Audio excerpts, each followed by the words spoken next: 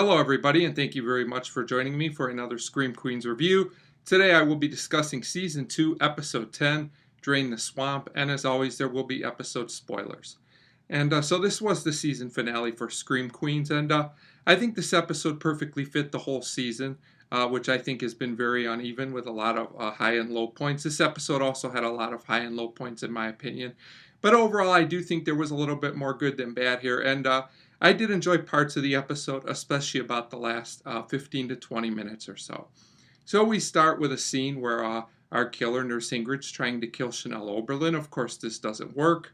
The killers basically argue after this as Dr. Cascade says he's not killing anymore. He's done with this, and he also threatens Nurse Ingrid that she better stay away from Chanel number 3, which will come into play later in the episode. I thought this was all fine and a decent setup for the episode. So we get this subplot in the episode where Dr. Brock proposes to the dean, which was an okay subplot. It's basically a plot with Hester because they think the dean will be passing away soon, and this is a way for Dr. Brock to get all his money and then run off with Hester. This plot came out of nowhere, but it fits the theme of the season. Of course, Chanel Oberlin is not happy about this as well. So at this point, Dr. Cascade talks to his mother, Jane, who disowns him because he tells her he cannot kill anymore, and he just doesn't want anything to do with this, basically. So at this point, the dean and Dr. Brock do get married, and at this point, Chanel number 5 thinks that the dean might have been misdiagnosed. She might not be dying, which kind of comes out of nowhere, but it is kind of amusing that Chanel number 5 has become so smart all of a sudden. So the dean has this surgery to test her to see what's really going on with her, and we get some Deep Purple, which was a pretty interesting song choice, but the test comes back inconclusive. So this is like a lot of scenes on the season, kind of amusing, but ultimately pointless. Why was this scene here? Ultimately, we find out that the dean has been dehydrated all this time, and this is her problem. I have mixed feelings about this. It was amusing after a season-long build-up to have this be her problem.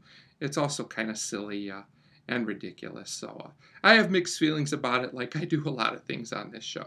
This all leads to basically the climax of the episode where there's a scene in the basement. Nurse Ingrid has everyone come down there. She reveals that she is the killer and also her plan and her motives. Things get sidetracked a little bit when Zayday and Jane come in. It turns out that Zayday has gotten Jane to reform again. Just kind of a plot point out of nowhere, but it kind of works here. But of course, Jane gets shot and is a goner at this point. It also turns out that there's this bomb that Nurse Ingrid created, but it turns out that Denise is still alive and she defuses it. Once again, Denise coming back was amusing, but this just kind of comes out of nowhere. A lot of lot of convenient characters just show up at certain times to further the plot. I'm just saying, but it's Scream Queen, so you just got to go with it. So this leads to a chase where Nurse Ingrid's trying to get away from everyone. She basically throws a knife, and Dr. Cascade jumps in front of it, saving Chanel number 3, but getting killed in the process. So he's a goner, but this scene was surprisingly effective.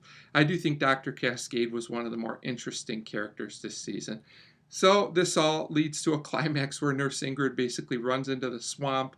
Not a very smart thing to do as she ends up in some quicksand. The dean actually tries to save her, but this doesn't work, and Nurse Ingrid is a goner. So I guess a fitting end to wind up in the swamp where we started this season.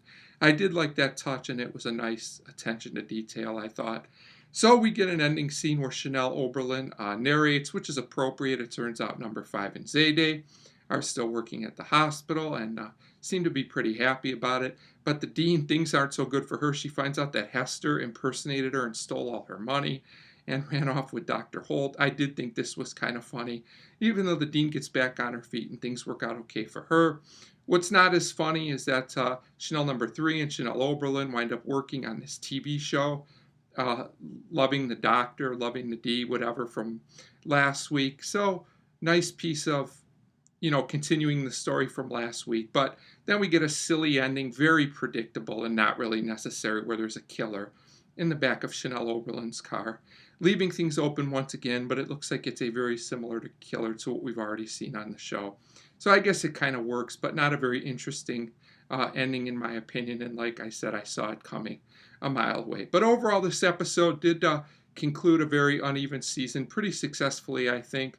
Still a lot of silly filler material, but I'm going to give Drain the Swamp a 3 out of 5. I do think it was a mostly satisfying conclusion to the season. So a 3 out of 5 for Drain the Swamp, and I want to thank everyone for who listened to any or all of my Scream Queens reviews this past season. I really appreciate it. And as always, thank you very much for watching.